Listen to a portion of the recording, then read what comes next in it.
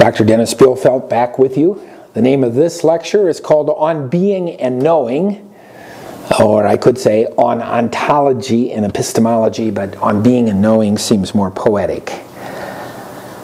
So, ontology. Ontology deals with being. Metaphysics, the word metaphysics is often used instead of ontology. And this word metaphysics actually goes back to Aristotle, his organum.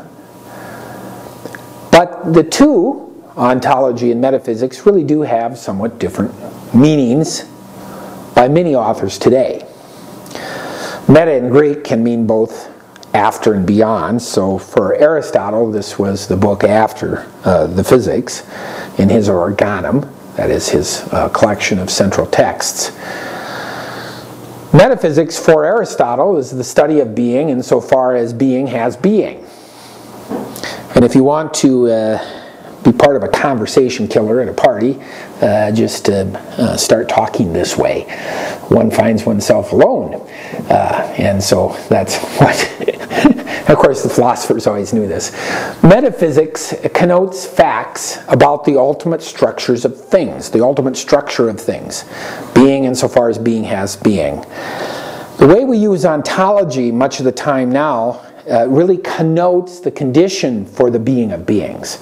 So metaphysics has to do with beings here, and the being of these beings, and ontology has to do here with the condition for the being of beings. Okay? This will all become crystal clear in a second. Ontology was used by the 18th century German Christian Wolff, who Kant read and wrote against. And it was meant, he used it the first time, he meant to say by it the study of beings. But as we have developed, ontology has tended to concern the transcendental, that being presupposed by any beings at all. The so-called depth of the subjectival. Now you're saying, what in the heck are you talking about? Well, this is a good point. We have beings here. We have the world of beings here. And they're beings in all kinds of ways. And if we look within this class of beings, and we talk about the relationships of those beings, or the commonalities of those beings, all of this is a metaphysical investigation. And this has to do with the so-called objectival pole of human experience, because in the objectival we're talking about some content of thought. It's an object for thought. Metaphysics is an object for thought. We're thinking about beings, and we're thinking about the relationships between beings, and we're thinking about the structures and the universals that are instantiated within the domain of beings. All of those questions are metaphysical questions. Now, if you are talking about beings here, and you start to talk about beings, a being above, transcendent, I can't write, this, oftentimes thought to be God, you're talking about God's transcendent being. God is above, in some ways, the domain of beings. He's a being, but he's beyond being, but he's up there somehow on this side. The subjectival side. But when we think subjectival, when we're thinking being, the being of beings, we're really in the realm of the transcendental. The transcendental conditions for understanding the being of beings has to do with ontology, because it's concerned with the being of anyone who thinks the being of beings. Now you're saying, well, of anyone, that's just that guy's being. No, because we have to understand that the being of thinking is actually in some sense deeper than any particular thinker having being. All right. Now, if all this seems somewhat confusing and German, well, it maybe is to some extent, but I'm just reporting that this is what it is. So the transcendent, God shows up here on the objectival side of things. He's up here. But if you're thinking of God as sort of one of the transcendental conditions for the possibility of knowing itself and the possibility of being itself, then God shows up down here. And many, many years ago, Paul Tillich wrote a nice little essay in which he says, well, he's probably not quite right on this, but he says, Aquinas, his way of thinking tends to put God up here, and Augustine's way of thinking tends to put God down here. God, for Augustine, is that which is the condition for the possibility of forms which grasp being. So God's a part of co-known in every act of knowing. Okay, so that's clear. Now there's a picture of Paul Weiss. Now you're saying, who's he? Well, he was a philosopher once. A lot of guys don't talk about Paul Weiss anymore. You can still go into the library and find out his collected works. He was a pretty good thinker. He gave a definition of metaphysics once I really kind of like. Paul Weiss says that metaphysics concerns those most basic generalities presupposed by concrete experience as such. Isn't that beautiful? Isn't that beautiful? So what is metaphysics? You're at somewhere. Let's say you're out on the street. What is metaphysics? So metaphysics concerns those most basic generalities. Most basic generalities. So that's not about atoms, but it would be, it's not about atoms, but it would be what is more basic than atoms and cells. Well, substances, maybe? You could think. Those most basic generalities presupposed by concrete experience as such.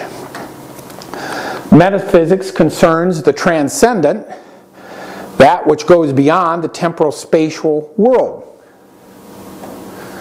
So in some sense, this transcendent reality up here could be thought of to be the ground of the objectival.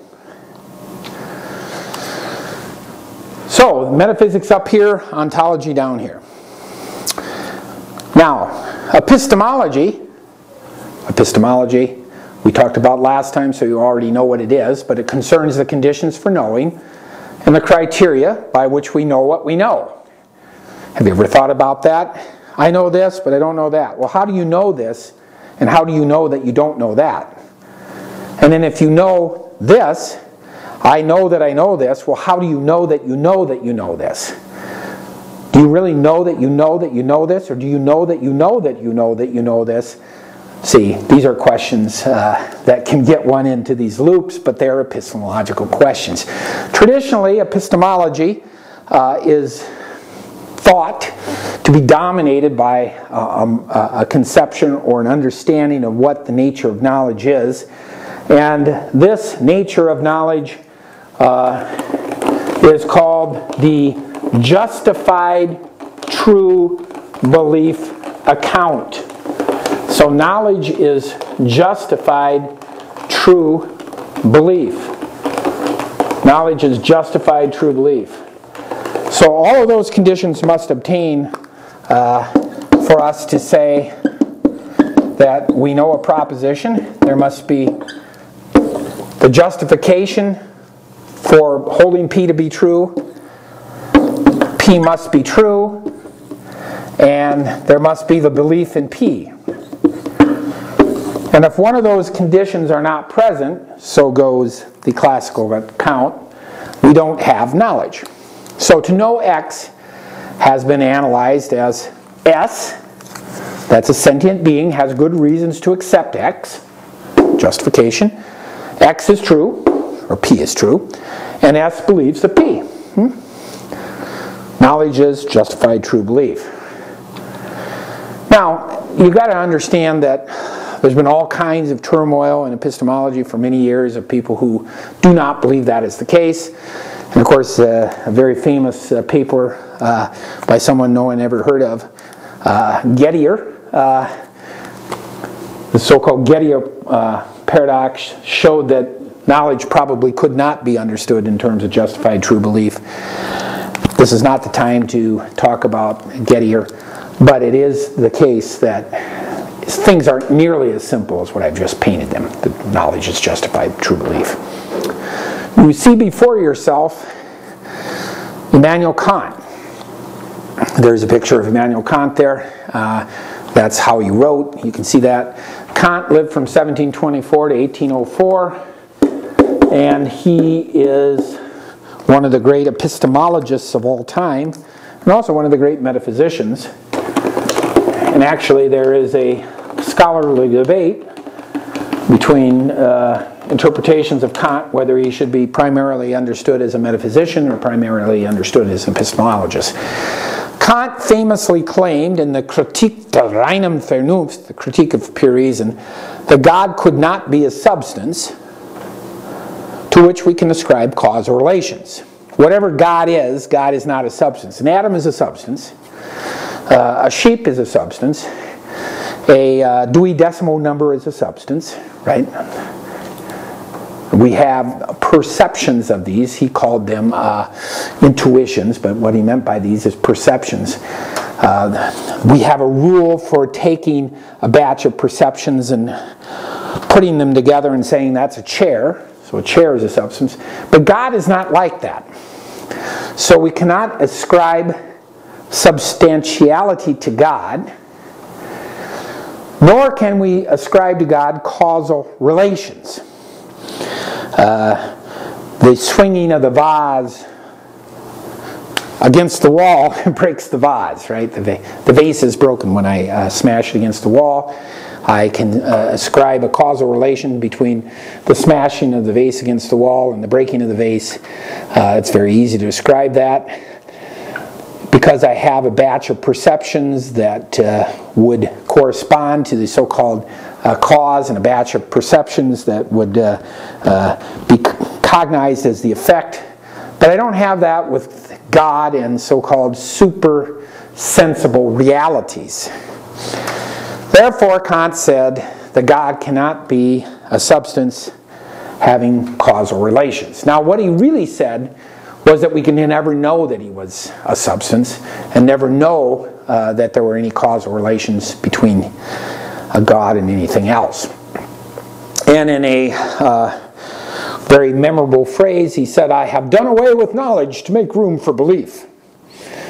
Well, it's a wonderful thing to say, but of course there's no real evidence that Kant ever was much of a believer on these things. Normally going around the church, the chapel there at Königsberg, rather than ever going in it. He's a wonderful metaphysician. I tell you that you should read as much Kant as possible.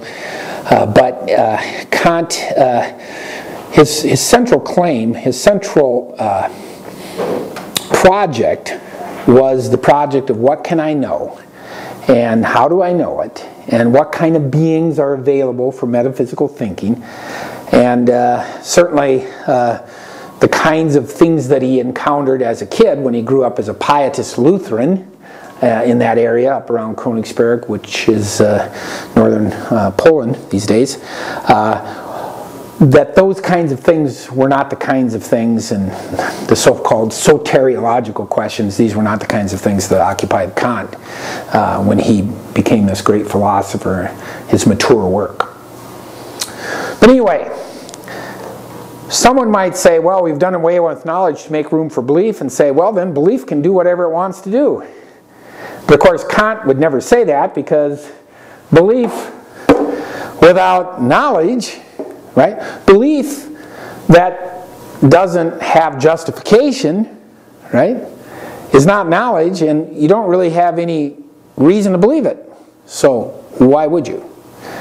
There could be reasons to believe it. One might be motivated to believe it, or might feel good to believe it, but this would not be what Kant would ever consider to be a reason to believe anything. Anyway, I cannot go into all of the angles here that we could go in discussing Kant, But it's very important to see that for most of the tradition following Kant in German universities, to say that there was no knowledge of God and that God could not be a substance causally related to other substances, as Christian Wolff would have said, made theology a very different kind of a thing, right?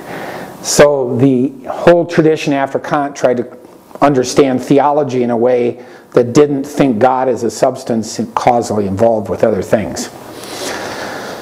Okay,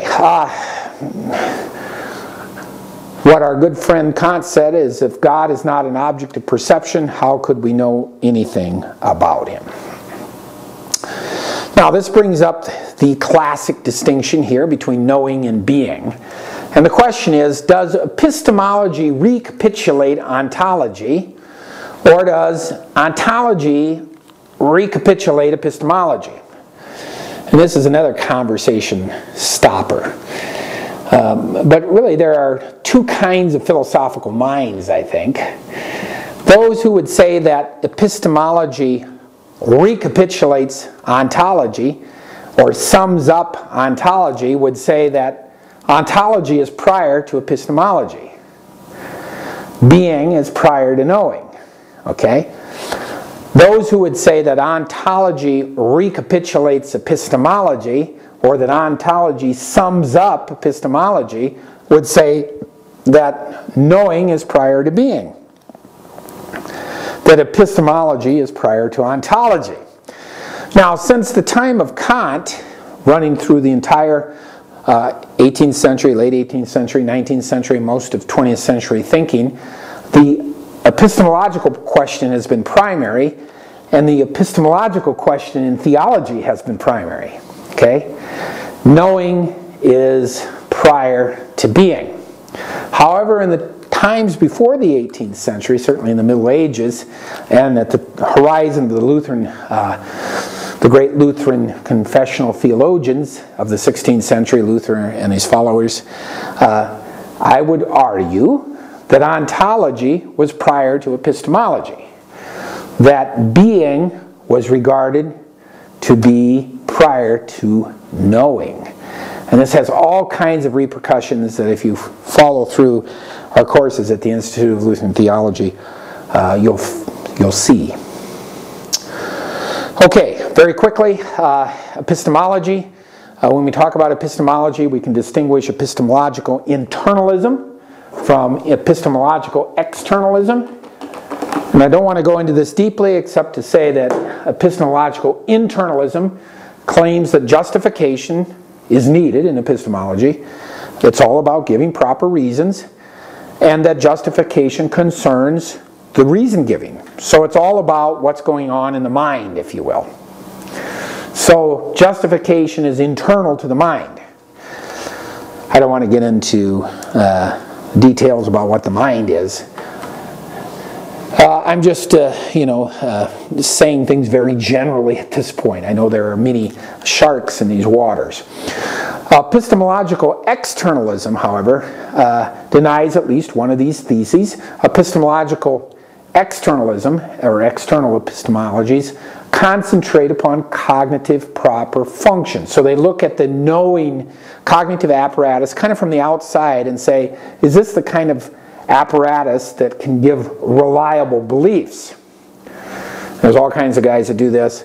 Very famously in Christian philosophy, Alvin Plantinga, who is still with us and writing at Notre Dame and Calvin, Plantinga links this to God in his later work. Quickly, semantics and the philosophy of language. These are very important as well for understanding theology. As I mentioned last time, semantics deals with the meaning and truth of assertions. Syntactics deals with the structure and form of assertions. So in proof theory and mathematics, we're concentrating on logical form. But when we're giving an interpretation to our marks or our expressions, then we're dealing with semantics. It's an interpretation of propositions. And really, in the great theological tradition, when you see this discussion between grammar and dialectics, grammar has to do with something more like what we would call syntax today. and the way the medieval philosophers would sometimes deal with this. And and this is another big area that we could say many things about and talk ad nauseum upon. I just want you to know that semantics and the philosophy of language are central to the study of theology in our time. Questions about truth are important. Semantics deals with truth. We must ask about the conditions of truth. What is truth? Well, that's an old question. What is truth, right? Well, philosophers say, well, truth can be a correspondence between what is said and what is so. Okay, that's correspondence, theory of truth. Truth is a coherence of propositions that have a certain level of coherence. If they've achieved this level of coherence, we can regard them as true. There's much that we could talk about there. Truth is what works. We will regard those propositions as true that have a fecundity or a fertility that have beneficial consequences. This is sometimes called the pragmatic theory of truth. There is a theory of truth out there called the semantic conception of truth, which just says that truth is a primitive semantically. Donald Davidson and others work with this. While the first three, truth is correspondence, coherence, and the pragmatic theory of truth, deal with truth relationally, the last understands it as a monadic predicate. That is, that it's just it's not a relation, it's just a thing that is. At this point, we're going to end this lecture, and the next lecture, as you see, will be called Other Philosophical Branches, and I'll be right back with you. Thanks.